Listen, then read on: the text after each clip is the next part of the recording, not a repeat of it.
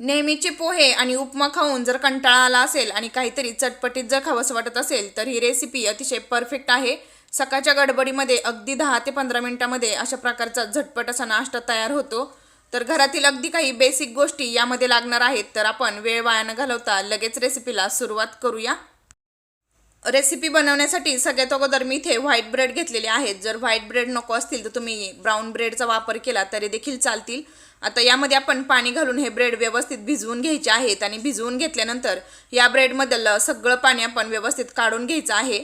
तर जेवढं शक्य होईल तेवढं यामधलं मी पाणी काढून घेतलेलं आहे. आता हे ब्रेड आपण दुसऱ्या भांड्यामध्ये ट्रान्सफर करून घेऊया आणि हे ब्रेड आपण व्यवस्थित चुरून घ्यायचे आहेत. तर घरातील अगदी बेसिक गोष्टींपासून हा नाश्ता तयार होतो. त्याचबरोबर नेहमीचे पोहे आणि उपमा खाऊन कंटाळा आला असेल तर अशा प्रकारचा स्नॅक्स तुम्ही एकदा नक्की बनवून पहा. मुलांच्या टिफिनमध्ये देखील तुम्ही अशा प्रकारचा नाश्ता देऊ शकता. तर यामध्ये मी काही भाज्या घातलेल्या आहेत. तर त्यामध्ये 2 उकडलेले छोटे बटाटे घातलेले आहेत, मका घातलेली आहे, त्याचबरोबर कट केलेली खूप सारी कोथिंबीर यामध्ये घातलेली आहे आणि एक छोटा कांदा कट करून घातलेला आहे.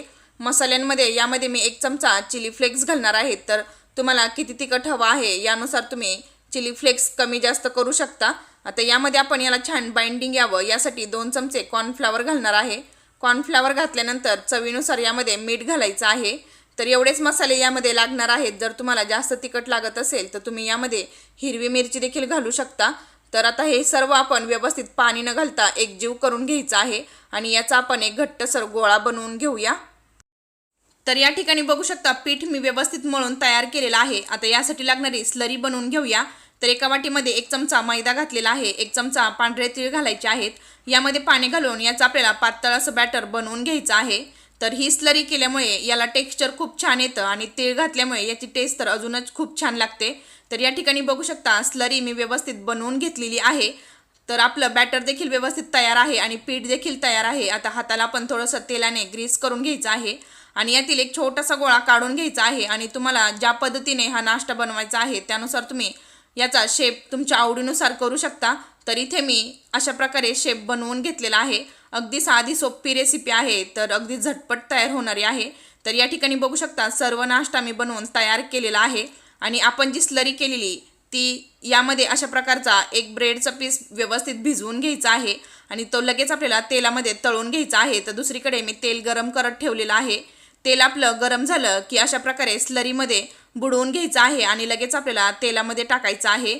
तर अशा प्रकारे तुम्ही बघू शकता घरातील अगदी किरकोळ साहित्यामध्ये वेगळा असा नाश्ता आज आपण बनवलेला आहे. तर ही रेसिपी तुम्हाला कशी वाटली मला कमेंटमध्ये नक्कीच सांगा. तर या ठिकाणी अशा प्रकारे आता आपण हे सर्व कढईमध्ये घालून घेणार आहे आणि दोन्हीही बाजूने खरपूस होईपर्यंत व्यवस्थित आपण भाजून घेऊया. 15 ते 20 सेकंदानंतर आता आपण हे पलटी करून घेऊया आणि दोन्हीही बाजूने व्यवस्थित भाजून घ्यायचं आहे. तर गॅसची फ्लेम आपल्याला लो टू मीडियम ठेवायची आहे आणि हा नाश्ता भाजण्यासाठी आपल्याला जास्त वेळ लागत नाही, कारण यामध्ये आपण भाज्या पण उकडून बटाटा घातलेला आहे आणि ब्रेड असल्यामुळे याला फारसा वेळ लागत नाही. तर या ठिकाणी तुम्ही बघू शकता 1 ते 2 मिनिटानंतर किती मस्त असा आपला नाश्ता बनवून तयार झालेला आहे. आता आपण हा काढून घेऊया. तर या ठिकाणी संपूर्ण नाश्ता मी व्यवस्थित तळून घेतलेला आहे आणि दिसताना तुम्ही नाश्ता बघू शकता किती मस्त असा तयार झालेला आहे. अतिशय कुरकुरीत असा हा नाश्ता तयार झालेला आहे. तर तुम्हाला ही माझी आजची रेसिपी कशी वाटली मला कमेंटमध्ये नक्कीच सांगा. आवडली असेल तर चॅनेलला लाईक आणि सबस्क्राईब करायला विसरू नका. पुन्हा भेटूया आपण अशाच एका नवीन छानशा रेसिपीसोबत. तोपर्यंत धन्यवाद.